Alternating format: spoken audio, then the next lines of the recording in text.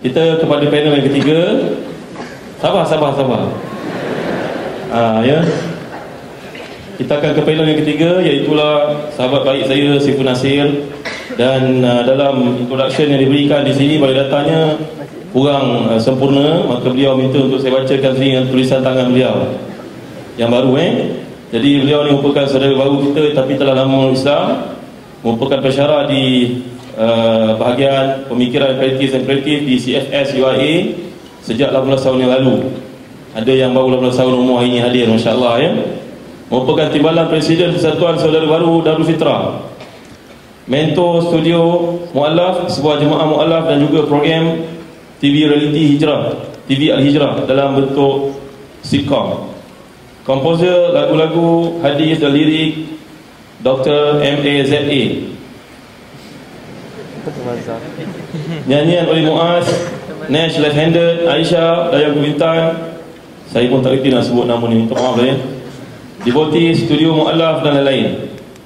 Lagu-lagu pernah menduduki tangga pertama dalam carta di IKIM. Baik.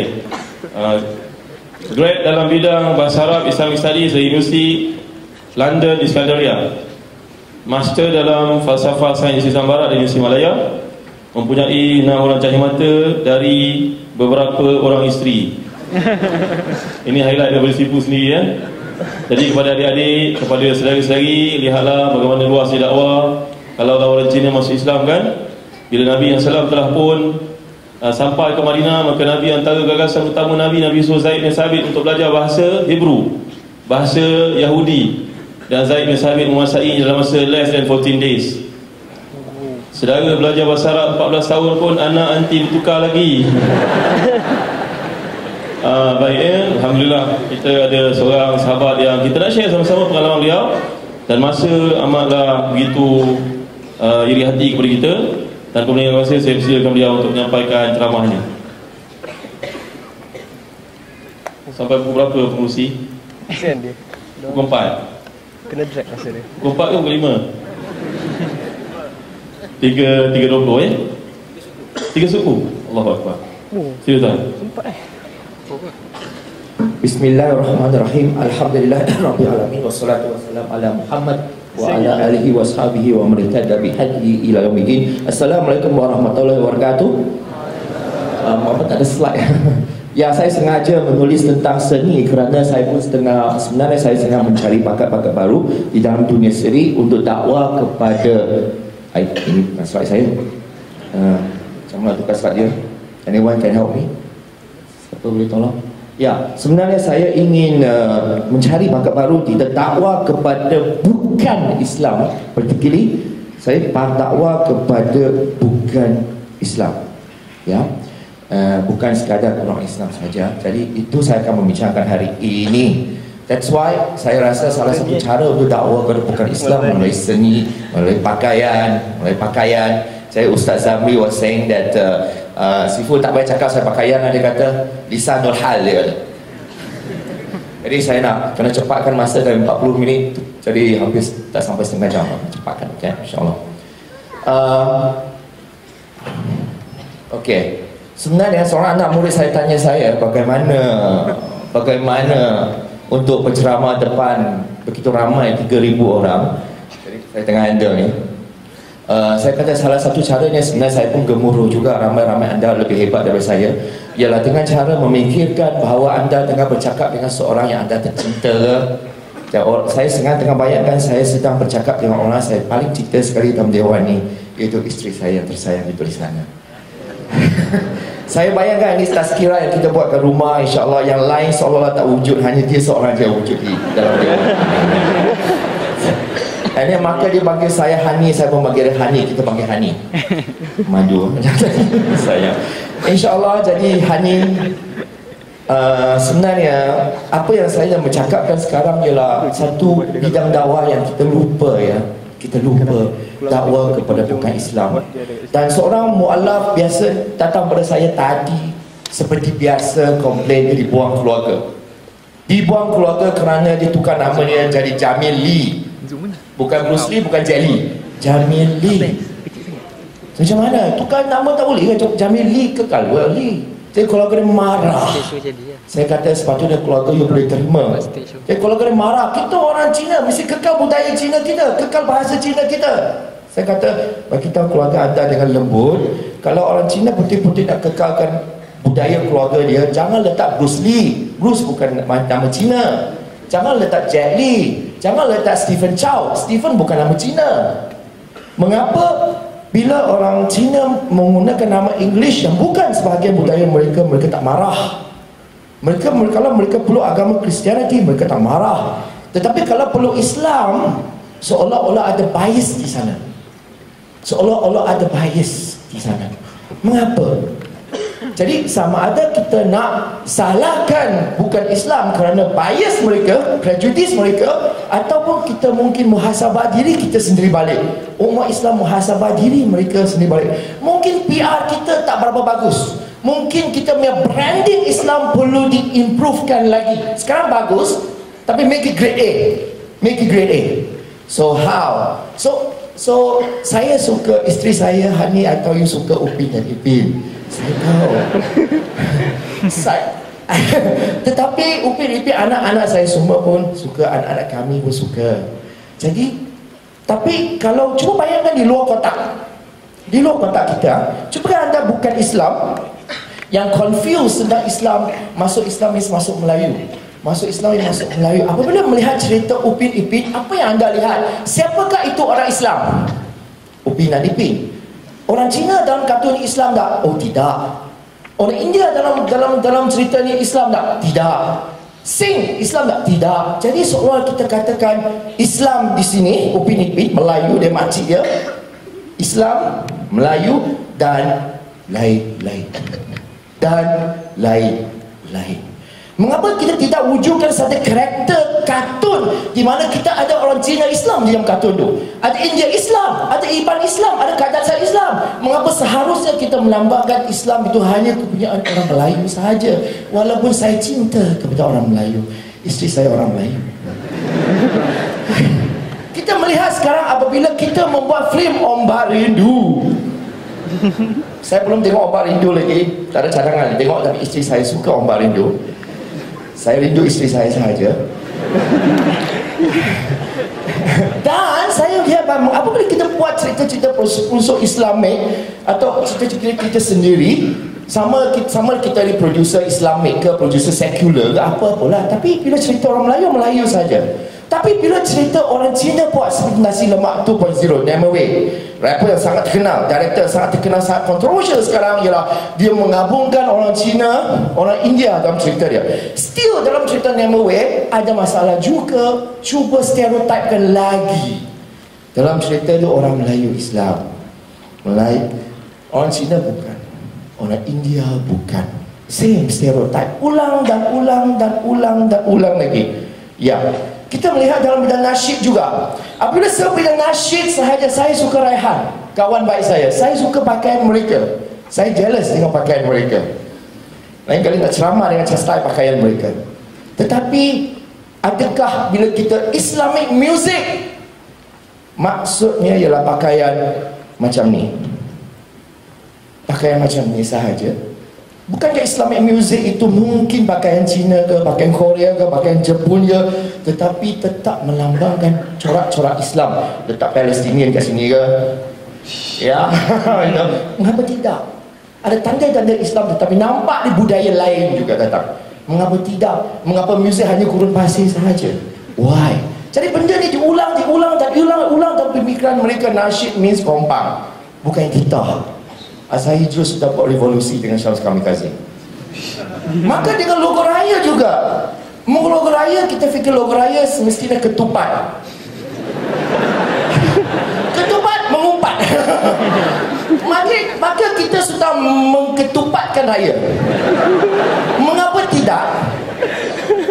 Sayang, terima kasih kerana first day raya kita makan di sushi. Kita makan dim sum. I love my wife so much, you know, very understanding. And yeah, why not? Why not logo itu tukar, ubah-ubah dengan berbagai budaya bangsa? Why not? Why menguntupatkan raya? Why?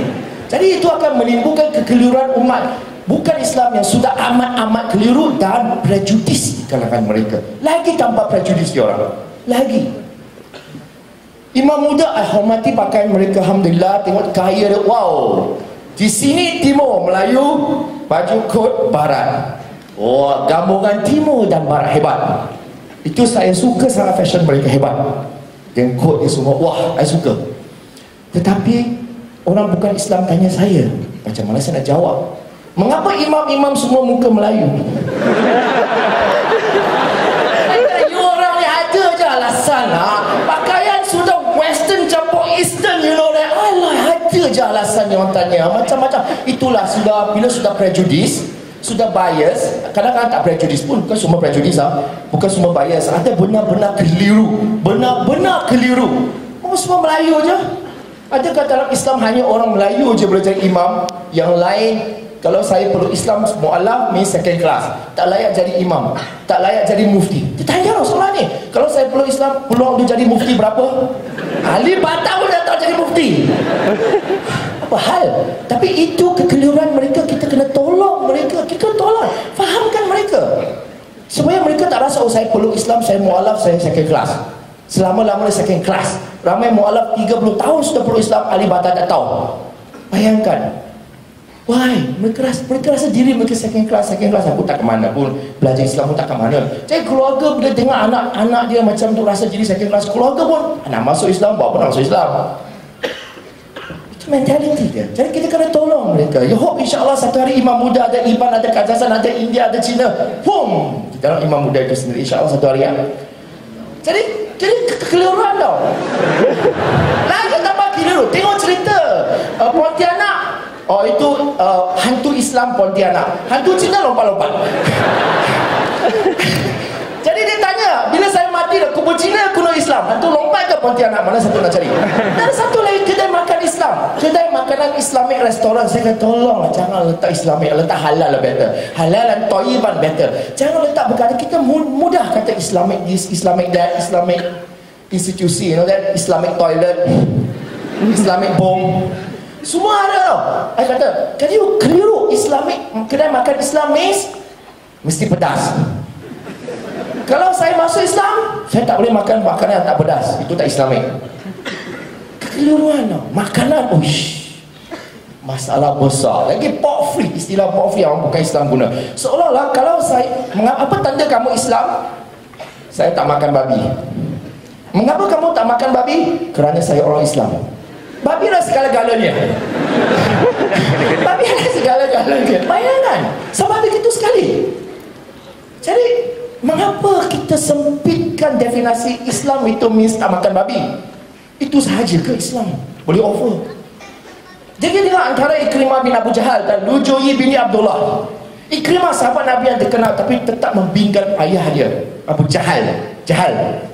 Tetapi Lujoyi binti Abdullah, kita di Malaysia masih lagi, walaupun JAKIM sudah keluar kenyataan, tak semestinya bin Abdullah, tak semestinya binti Abdullah, tak semestinya Zaid, Muhammad SAW nak binggar anak Zaid, anak dia Zaid bin Muhammad, turun wahyu tak boleh. Zaid bin Harithah. Kita kena jaga nasab dia. Jadi tengok papa orang sekarang pandai lah. Ayah boleh google apa maksud bin tau. Anak saya bin, mana Abdullah, apa tiba-tiba nama bin. Anak lelaki, tengok, pasal apa anak saya bin kan Abdullah? Mana letak saya? Jadi seorang keluarga rasa anak dia buang keluarga. Patutlah keluarga geram pun buang anak dia yang sudah peluk Islam. Patutlah you buang itulah, buang itu sekarang. Why? Mengapa buang keluarga? Mengapa tidak what they call bin ayah dia sendiri? Mengapa tidak? Salah ke? Dia dan mak tak boleh kahwin, dia dan ayah tak boleh kahwin, dia adik-beradik boleh sentuh, walaupun adik-beradik mak dia bukan Islam sekalipun. Kita kena jaga nasab dia. Jangan buat dia fikir masuk Islam, masuk Melayu. Jangan. Mereka sangat-sangat keliru. Kesianlah dia orang. Satu lagi ialah, satu lagi persoalan, because internet, Google, bukan Islam sangat cerdik, bukan Islam sekarang. Saya jumpa kumpulan Kristian datang kepada saya, mereka tak mengaku Kristian. Mereka kata kami ada Ansarullah, tapi mereka baca Quran. Mereka tak percaya Trinity ada di Malaysia sekarang. Baca Quran. tapi translation lah. Very intelligent. Jadi mereka soal, peluk Islam kena tukar nama ya. Apakah nama Islam? Nama Islam ialah nama Arab. Okey, kalau nama Islam itu Arab, saya tanya you, mana satu nama Islam sini? Megawati ke Lu Joy? Megawati bukan nama Arab, nama Sanskrit. Mengapa nama Megawati dibenarkan? Nama awang dibenarkan. Hang Tua, Hang Jebat, Hang Lekir, Hang Kasturi bukan nama Arab, tetapi kamu still anggap dia orang Islam. Mengapa orang nama Cina tak boleh? Mengapa nama Sanskrit boleh? Seolah-olah di dalam minda mereka, apa nama yang berbunyi Melayu itu boleh. Termasuklah nama Asparella lah, Isabella lah, satu hari Dracula lah, Gorilla lah, semua. Jadi itu dia lah. Okey, antara Lina Joy dan Bola Ketam, kita yang jadi kita Lina Joy. Semoga Allah SWT memberi hidayah dia kembali oleh Islam. Pulau Ketam cerita yang sangat-sangat sedih. Sebelum kewafatan Ibrahimah, pendakwa Cina sangat terkenal, anak dia sekarang Mustafa Ma, 300 keluarga peluk Islam pada tahun 70-an. Kemudian selepas kewafatan beliau 1982, pelan-pelan mereka keluar dari Islam sehingga tinggal 3 keluarga sahaja. Jadi kita kena highlight juga murtad yang begitu ramai di kalangan mualaf dan generasi kedua di dalam mualaf generasi kedua juga, di mana ibu bapa dia mualaf tapi mereka tidak. Kita kena usaha supaya Islam ni, kita kena jaga mualaf ni supaya Islam ni nampak ramai bangsa, ramai. Jangan jaga satu bangsa sahaja. Orang keliru ni. Langkah-langkah Islam perbaikan tinggal 10 minit aja. I kena zoom cepat. Okay. Now, saya tanya satu soalan. Kita kena ubah cara kita berfikir. Cara kita fikir kena ubah supaya Islam tu nampak anggun, supaya orang tak keliru dengan Islam. Simple question orang bukan Islam tanya. Tudung labut dan bikini, mana satu pakaian Islam? Jadi orang sekarang cepat tudung labut. Satu hari saya pergi kedai busana Islam. Saya nak cari baju yang sangat-sangat seksi, mini skirt bikini untuk isteri saya. Nanti kalau macam saudara silap, kedai ini kedai busana Islam. Saya kira bikini bukan pakaian Islam ke? Saya, kalau isteri saya di bilik, saya tak nak dia pakai tudung labuh. Di bilik itu bukan pakaian Islam, you faham? Jadi bila orang tanya bikini itu, kalau orang suka pakai miniskirt, cakap dengan dia, itu pakaian kamu bagus, itu pakaian Islam juga, tapi kahwin dah cepat, pakailah untuk suami anda. Islam menjaga maruah. Cantiklah pakaian. Jangan terus, itu bukan pakaian Islam. Orang keliru. Oh, macam mana sudah kahwin pakai tudung labuh lah walaupun dalam bilik. Antara masjid dan KFC. Antara masjid dan KFC, dan kita kena faham lah. Kalau kita tanya orang, mana anda pergi? Jangan pergi KFC, jangan pergi apa lah, tengok bola. Itu bukan ibadah. Benar ke KFC bukan ibadah? Antara masjid dan KFC, mana tempat ibadah? Maybe dua-dua sebagai ustaz, dua-dua bukan ibadah. Mungkin dua-dua juga tempat ibadah. Terpulang pada niat kita. Kalau kita pergi masjid nak tunjuk riak pada bakal mertua kita, ya aku ni menantu soleh, tengok saya solat. Tapi kalaulah sekiranya kita pergi KFC, kita niat makan kerana Allah Subhanahu Wa Taala, kuatkan tenaga kita supaya kita dapat berdakwah, itu adalah tempat ibadah pada kita. Islam konsep ibadah luas. Bagi tahu orang Kristianiti tak macam tu. Kristianiti, padri tak boleh kahwin. Sorry to say, seks bukan ibadah pada mereka, tapi bagi kita seks halal adalah ibadah bagi kita. Betul tak sayang? Itu keistimewaan Islam di tengah agama Buddhism. Potong rambut dia semua. Saya kata, kadang-kadang orang kutuk, apalah perempuan Islam tu pakai tudung. Saya kata tutup. Saya kata, tengah agama anda Buddhism cukup, tak ada beza ada lelaki dan perempuan, dua-dua botak. Why? Kerana bagi mereka rambut itu juga aurat. Rambut juga aurat. Hanya mereka cukur semua je. I prefer pakai tudung lebih anggun daripada cukur semua. Jadi antara satu lagi kita sebut, kita kena tahu kita memperjuangkan kepimpinan atau ketuanan.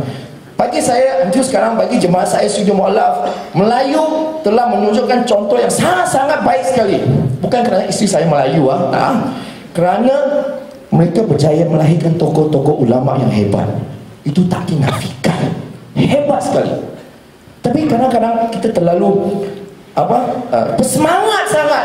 Kita tak dapat membezakan kepimpinan dan ketuanan. Bagi kita sokong kepimpinan Melayu, tapi ketuanan Melayu, saya takut orang salah faham.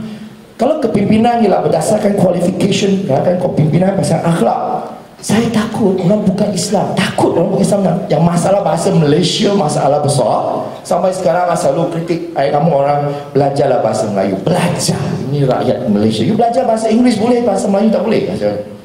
Belajar, takut mereka salah faham. Bila sebut ketuanan, mereka rasa artinya walaupun kami peluk Islam pun kami tetap second class. Sebab orang Melayu mereka hanya tuan segala-galanya. Kami always second class. Adakah itu? Saya takut salah faham tau. Saya takut sangat-sangat, dan nampak salah faham itu semakin jelas sekali. Okey, antara pengacara dan perancang, mereka cakap, okey, mana ada mualaf yang ke depan cari perancang utama dalam jemaah? Ada tak? Dalam parti ke, dalam institusi ke, di mana mualaf atau anak-anak mualaf jadi perancang utama di dalam jemaah? Bukan tak semesti presiden di malam presiden ke, setiausaha general ke, cari dia. Sebab dia orang ni datang dari budaya lain, cara mereka melihat dunia lain tau, lain sangat. Dia tanya mualaf lah, ramai mualaf yang kata babi itu sedap.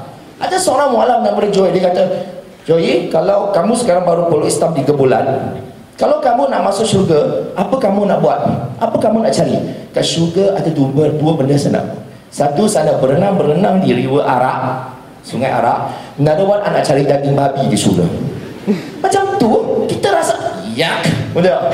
Bagi mereka, sensitivity mereka kena jaga. Kita mungkin orang selama Islam lalu daging babi tak ada masalah. Bagi mereka, perjuangan nafsu mereka macam mana lawan, kita kena faham. Jadi kita kena bawa sebagai perancang utama. Biar satu pun cukup, biar mereka advice, cara-cara dakwah kepada bangsa mereka sendiri.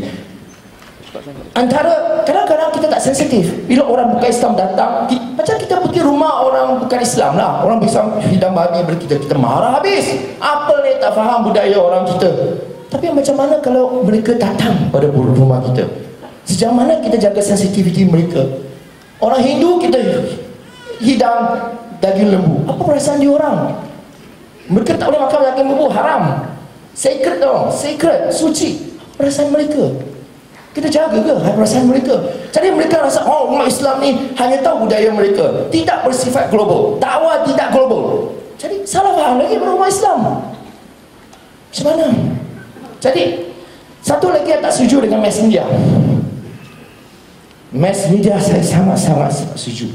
Mengapa mass media kita selalu highlight orang Islam itu buang anak lah, penagih dada lah, apalah. Mengapa? That is wrong now.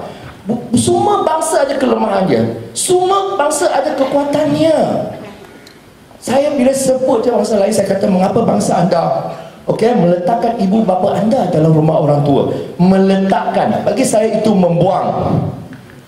Dalam Islam haram, kita tak boleh buat. Dan bangsa kamu majority buat macam tu. Why? Lupakan anak ibu bapa dia, itu membuang juga, tapi tak di highlight. Mengapa? Mengapa kita highlight penagih dada? Mengapa tidak highlight pengedar dada? Tidak. Mengapa? Jangan. Kadang-kadang sendiri orang Islam sendiri yang bunuhkan umat Islam sendiri. Bagi saya, umat Islam di Malaysia banyak keistimewaan dia.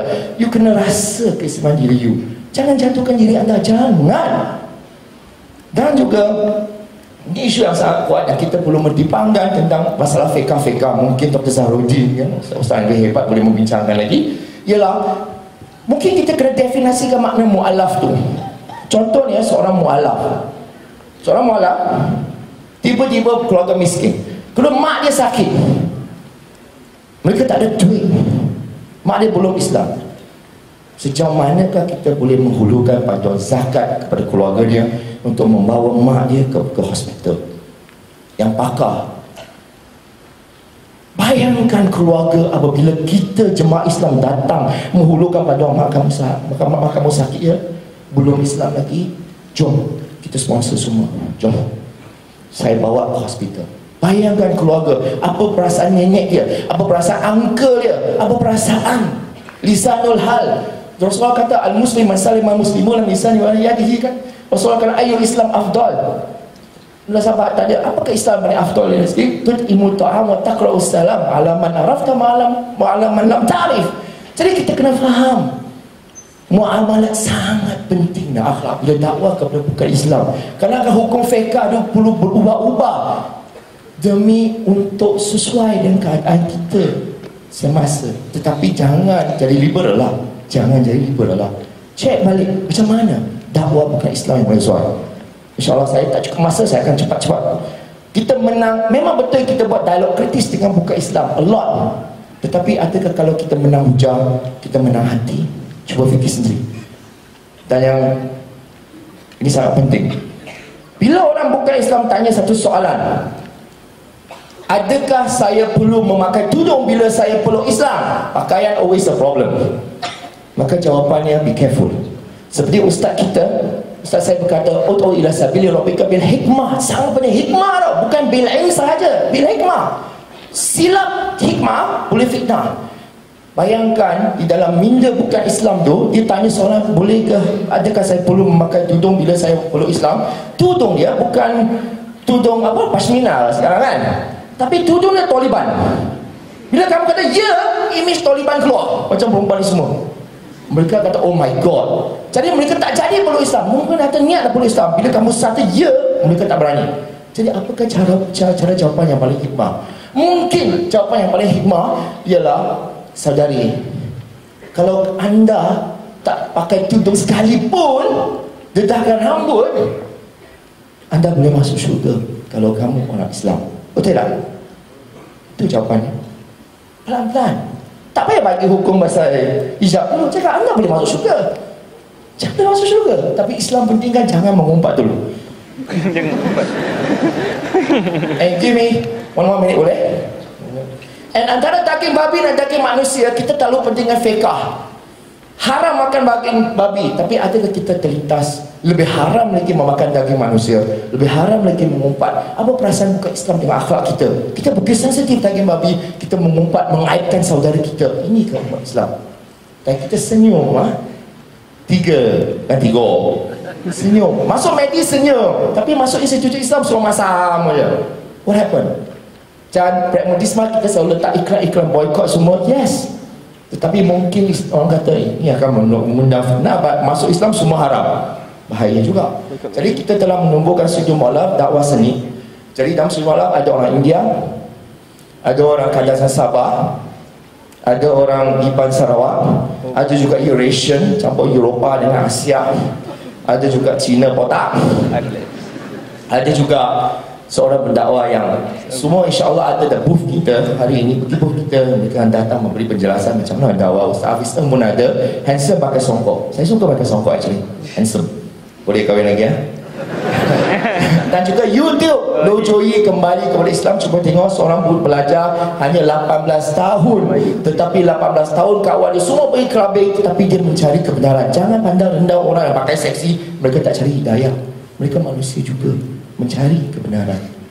Jadi tengok YouTube ni, memahami orang bukan Islam, mereka keliru, mereka tak faham. Bagi mereka peluang untuk kenal Islam yang sejati. InsyaAllah kita memperjuangkan satu akidah sejuta wajah. InsyaAllah bukan sekadar satu wajah. Satu hari kita memperjuangkan Islam di Malaysia berwarna-warni. InsyaAllah. Ya Allah.